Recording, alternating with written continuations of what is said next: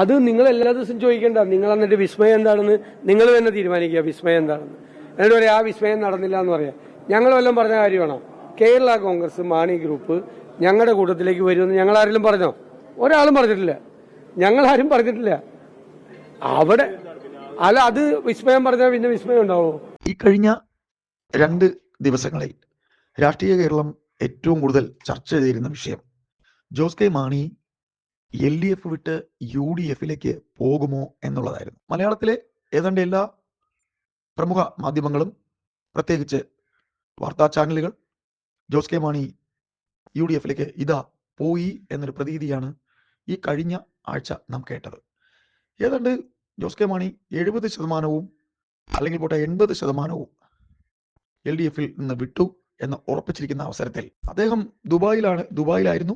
ദുബായിൽ നിന്ന് അദ്ദേഹം തിരികെ എത്തിയ ജോസ് കെ മാണി പത്രപ്രവർത്തകരോട് അല്ലെങ്കിൽ മാധ്യമ അംഗങ്ങളോട് പറഞ്ഞത് താൻ അത്തരം കാര്യങ്ങൾ തന്നോടാരും ചർച്ച ചെയ്തിട്ടില്ല എന്നൊക്കെയാണ്. ഏതായാലും ഇതെല്ലാം കഴിഞ്ഞ കാര്യങ്ങൾ എന്നിരിക്കെ എങ്ങനെയാണ് ജോസ് കെ മാണിയെ ബഹുമാനപ്പെട്ട മുഖ്യമന്ത്രി പിണറായി വിജയനും CPM-ഉം കൂടെ നിർത്തിയത് എന്നുള്ളതാണെങ്കിൽ അവിടെയാണ് ഉണ്ടായിരിക്കുന്ന ഏറ്റവും വലിയൊരു ട്വിസ്റ്റ് ഉണ്ടായിരിക്കുന്നത്. ജോസ് കെ മാണിയെ തങ്ങളുടെ അടുത്തേക്ക് എത്തിക്കും എന്നുള്ള കാര്യത്തിൽ ഒരു തീരുമാനം ആകാതിരിക്കുന്ന അവസരത്തിൽ ജോസ് കെ മാണി വരുമോ അല്ലെങ്കിൽ വരാൻ സാധ്യതയുണ്ടോ എന്ന മാധ്യമപ്രവർത്തകരുടെ ചോദ്യത്തിന് ബഹുമാനപ്പെട്ട പ്രതിപക്ഷ നേതാവ് അറിയാതെ അദ്ദേഹം ഒരു കാര്യം പറഞ്ഞുപോയി. അതിൽ ആ പറഞ്ഞ കാര്യത്തിൽ തൂങ്ങി ആയിരുന്നു CPM എന്ന് പറയുന്ന പാർട്ടിയും പിണറായി വിജയനും ഇന്ന് ഈ കാണുന്ന രീതിയിൽ ജോസ് കെ മാണിയെ കുടുക്കിയത് എന്ന് തന്നെ പറയാം. അതായത് തങ്ങളെ വിട്ടു പോകാൻ പോയ ജോസ് കെ മാണിയെ കുടുക്കിയത് എന്ന് തന്നെ നമുക്ക് പറയാം. അതായത് അതെന്തെന്നല്ലേ എന്നുണ്ടെങ്കിൽ അത് ബഹുമാനപ്പെട്ട പ്രതിപക്ഷ നേതാവ് മാധ്യമപ്രവർത്തകരോട് സംസാരിക്കുന്നതിനിടയിൽ ജോസ് കെ മാണി എന്ന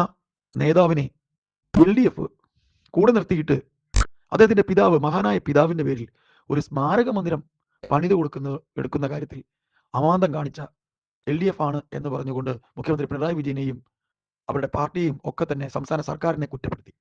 ആ കുറ്റപ്പെടുത്തൽ നിന്നുകൊണ്ട് CPM-ഉം പിണറായി വിജയനും ആ കുറ്റപ്പെടുത്തലിനെ ഒരു വരദാനമായി വാങ്ങിക്കൊണ്ട് സംസ്ഥാനം ഭരിക്കുന്ന തങ്ങൾക്ക് എന്തുകൊണ്ട് ഇനി വരുന്ന ദിവസങ്ങൾക്കുള്ളിൽ അവർക്കൊരു ഭൂമി അനുവദിച്ചുകൂടാ? കാര്യം ഭരണം അവരുടെ കയ്യിലാണല്ലോ. അങ്ങനെ ബഹുമാനപ്പെട്ട മുഖ്യമന്ത്രി അദ്ദേഹത്തിന്റെ കൂടെ ജോസ്മോൻ പോകരുത് എന്ന് പറഞ്ഞ് പിറകിൽ നിൽക്കുന്ന റോഷി അഗസ്റ്റിനോട് സംസാരിക്കുന്നു. തിരുവനന്തപുരത്ത് വെള്ളയമ്പലത്ത് വാട്ടർ അതോറിറ്റിയോട് ചേർന്ന് കിടക്കുന്ന 25 സെന്റ് ഭൂമി റോഷി അഗസ്റ്റിൻ അതിന്റെ നിങ്ങളുടെ നേതാവ് KM മാണിക്ക് കൊടുക്കാനായുള്ള പേപ്പർ വർക്കുകൾ ചെയ്തോളൂ എന്ന നിർദ്ദേശം നൽകുകയായിരുന്നു.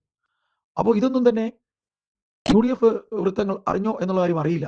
ഇത് പൊളിഞ്ഞു പോകുമോ എന്നുള്ള കാര്യം ഏതായാലും അവസാന നിമിഷം മുഖ്യമന്ത്രിയുടെ ഓഫീസിൽ നിന്ന് എങ്ങനെയോ ചോർന്ന് പ്രതിപക്ഷ നേതാവിന് ഈ വിവരം കിട്ടി എന്നുള്ള കാര്യം ഉറപ്പാണ്. കാര്യം എല്ലായിടത്തും അങ്ങോട്ടും ഇങ്ങോട്ടും വാർത്തകൾ ചോർത്തുന്ന ആൾക്കാർ ഉണ്ട്. ദുബായിൽ നിന്ന് വന്നിറങ്ങിയ ജോസ്മോൻ എത്തുന്നതിന് മുമ്പ് തന്നെ ഇത്തരത്തിലൊരു മെസ്സേജ് നിങ്ങളുടെ പിതാവിന്റെ പേരിൽ സ്ഥലം CPM അല്ലെങ്കിൽ LDF കൈമാറുന്നുണ്ട്. നിങ്ങൾ എന്താണ് ചെയ്യേണ്ടതെന്ന് ആലോചിക്കൂ എന്നൊരു വാക്ക് മാത്രമേ CPM-ന്റെ ഭാഗത്തു നിന്നും LDF മുന്നണിയുടെ ഭാഗത്തു നിന്നും ഉണ്ടായുള്ളൂ. അതുകൊണ്ടാണ് ജോസ്മോൻ വിമാനത്താവളത്തിൽ ഇറങ്ങിയപ്പോൾ മാധ്യമപ്രവർത്തകരോട് കൂടുതലൊന്നും പറയാതിരുന്നത്. അപ്പോൾ ചുരുക്കത്തിൽ ഇങ്ങനെ പ്രതിപക്ഷ നേതാവ് VD സതീശൻ LDF-നെതിരെ, അതായത് LDF മുന്നണിയിലേക്ക് ജോസ്മോൻ വന്നിട്ട് 5 വർഷമേ ആകുന്നുള്ളൂ. ആദ്യത്തെ പിണറായി സർക്കാരിന്റെ കാലത്ത് അദ്ദേഹം വെറും അസോസിയേറ്റ് ആയിരുന്നു. ആദ്യത്തെ പിണറായി സർക്കാരിന്റെ കാലത്ത് നടന്ന പഞ്ചായത്ത് തിരഞ്ഞെടുപ്പുകളിൽ ജോസ്മോന്റെ പാർട്ടി അത്യാവശ്യം നല്ല പെർഫോമൻസ് നടത്തിയിരുന്നു. കോട്ടയത്തും മറ്റു ഇടുക്കിയിലും ഒക്കെ. അത് മനസ്സിലാക്കിയ പിണറായി വിജയൻ അടങ്ങുന്ന CPM തീർച്ചയായിട്ടും അവരെ കൂട്ടണം എന്ന് തന്നെ തീരുമാനിച്ചു. ജോസ് കെ മാണിയെ കൂടെ കൂട്ടി. അതായത് 2021 സർക്കാർ. അങ്ങനെ 2021 സർക്കാരിൽ റോഷി അഗസ്റ്റിനെ മന്ത്രിയാക്കി ജോസ് കെ മാണിയെ പാലാക്കാരെ തന്നെ തോപ്പിച്ചു. അപ്പോൾ ഇത് ഇന്നലെ വരെ ഈ പറയുന്ന 2016 മുതൽ 26 വരെയുള്ള കാര്യം ഇതിൽ അടങ്ങുന്നുണ്ട്. അപ്പോൾ ഏതായാലും ജോസ്മോന്റെ പിതാവിന് അത്തരത്തിൽ ഭൂമി അനുവദിച്ചത് റോഷി അഗസ്റ്റിൻ എന്ന ജോസ്മോൻ കഴിഞ്ഞാൽ അവരുടെ പാർട്ടിയിൽ രണ്ടാമനായിട്ടുള്ള റോഷി അഗസ്റ്റിൻ അതിന്റെ പേപ്പർ വർക്കുകൾ നടത്തുമ്പോൾ അങ്ങനെ അതിനെ തങ്ങൾക്ക് അനുവദിച്ചു തരുന്ന പിണറായി വിജയനെ വിട്ട് തങ്ങൾ എന്തിനു പോകണം എന്ന് റോഷി അഗസ്റ്റിനും ഡോക്ടർ ജയരാജും തീരുമാനിക്കുകയായിരുന്നു. ബാക്കി ജോബ് മൈക്കിളും മറ്റുള്ളവരും പോകുന്നെങ്കിൽ പൊക്കോട്ടെ എന്ന രീതിയിൽ ഒരു കടുത്ത തീരുമാനം എടുക്കുമ്പോൾ ഇത്തരത്തിൽ അവരുടെ പാർട്ടിയുടെ ചെയർമാനായ ബഹുമാനപ്പെട്ട KM മാണി സാറിന് അപ്പോൾ അദ്ദേഹത്തിന്റെ പേരിൽ ഒരു സ്മാരകം പണിയുന്നതിന് LDF-ല് റോഷി അഗസ്റ്റിൻ മുഖാന്തരം കൊടുക്കുക എന്ന് പറയുമ്പോൾ റോഷി അഗസ്റ്റിൻ കൊടുക്കുമ്പോൾ അത് റോഷി അഗസ്റ്റിന് ഒരു അഭിമാനമുള്ള കാര്യമായി. അപ്പോൾ അത് അദ്ദേഹം KM മാണിയുടെ മകനായ ജോസ്മോനോട് പറഞ്ഞു. അങ്ങനെയാണ് ആ തീരുമാനത്തിലേക്ക് അവർ എത്തിയത്. അപ്പോൾ ഇവിടെ മറ്റു സാമൂഹ്യ മാധ്യമങ്ങളൊക്കെ പറഞ്ഞ പോലെ തന്നെ മറ്റൊന്നുമല്ല ജോസ്മോൻ തിരികെ വരുന്നതിന്റെ കാരണം. അപ്പോൾ ഇവിടെ തീർച്ചയായിട്ടും നമ്മളിവിടെ മനസ്സിലാക്കാനുള്ള ഒരു കാര്യം, ജോസ്മോൻ തിരിച്ചു വരുമ്പോൾ അദ്ദേഹത്തിന് സീറ്റ് കൂടുതൽ ചോദിക്കും. അതും മനസ്സിൽ അവർ കണ്ടിട്ടുണ്ട്. LDF മുന്നണി CPM അദ്ദേഹത്തിന് MLA ആയി ജയിക്കാൻ ഇപ്പോൾ UDF അദ്ദേഹത്തിന് കൊടുക്കാൻ തിരുവമ്പാടിയാണ് കരുതിയിരുന്നെങ്കിൽ അത്തരത്തിൽ CPM-ന് അവർക്ക് ഏറ്റവും ഹോൾഡുള്ള ഒരു മണ്ഡലത്തിൽ നിർത്തി ജോസ് മോനെ ജയിപ്പിക്കും എന്നുകൂടെ വാക്കുകൂടെ കൊടുത്തിട്ടുണ്ട്.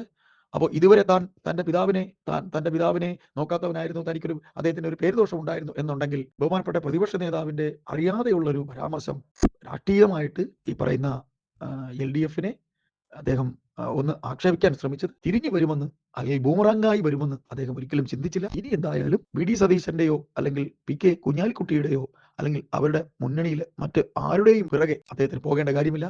പണ്ട് KM മാണി സാറ് പറയുന്ന ഒരു വാചകമുണ്ട്, കേരള കോൺഗ്രസ് പാർട്ടി എന്നാൽ സുന്ദരിയായ ഒരു യുവതിയാണ്, ആ യുവതിയുടെ പിറകെ എല്ലാവരും നടക്കും, പക്ഷെ ആ സുന്ദരി തീരുമാനിക്കും തനിക്ക് ആരെ വരിക്കണമെന്ന് അല്ലെങ്കിൽ ആരെ കല്യാണം കഴിക്കണം എന്ന്. ഏതായാലും നമുക്ക് കാത്തിരിക്കാം. ഇനി വരുന്ന നാളുകളിൽ ഒരിക്കലും LDF വിട്ട് ജോസ് മോൻ എന്ന ജോസ് കെ മാണി പോകില്ല എന്ന് തന്നെയാണ് രാഷ്ട്രീയ കേരളം കരുതുന്നത്. അങ്ങനെ അദ്ദേഹം പോവുകയാണെങ്കിൽ മറിച്ച് ചിന്തിക്കാനും ജനത്തിന് കഴിയും. തിരിച്ചറിയണം, അദ്ദേഹത്തിന് ഒരു സ്മാരകം വേണം, അവിടെ നല്ല പഠനങ്ങൾ നടക്കണം. തീർച്ചയായിട്ടും ആ സ്ഥലം കിട്ടാൻ വേണ്ടിയിട്ട് ഞങ്ങൾ കൂടി ഒരു നിമിത്തമായതിൽ ഞങ്ങൾക്ക് വലിയ സന്തോഷമുണ്ട്. ഇല്ലെങ്കിൽ 10 കൊല്ലമായിട്ട് കൊടുക്കാത്ത സ്ഥലം ഇപ്പം കൊടുത്തതിൽ തീർച്ചയായിട്ടും അത് വളരെ സന്തോഷമുണ്ട്. അത് ഇവർ തന്നെ ചെയ്യണം. കാരണം അദ്ദേഹത്തെ എങ്ങനെയെല്ലാം അപമാനിക്കാൻ ശ്രമിച്ച ആളുകളാണ് ഇപ്പോൾ അധികാരത്തിലിരിക്കുന്നത്. നരകത്തീയിൽ വെന്തു മരിക്കണമെന്ന് മാണി സാർ ജീവിച്ചിരിക്കുമ്പോൾ പ്രസംഗിച്ച ആളുകളാണ് CPM നേതാക്കന്മാർ.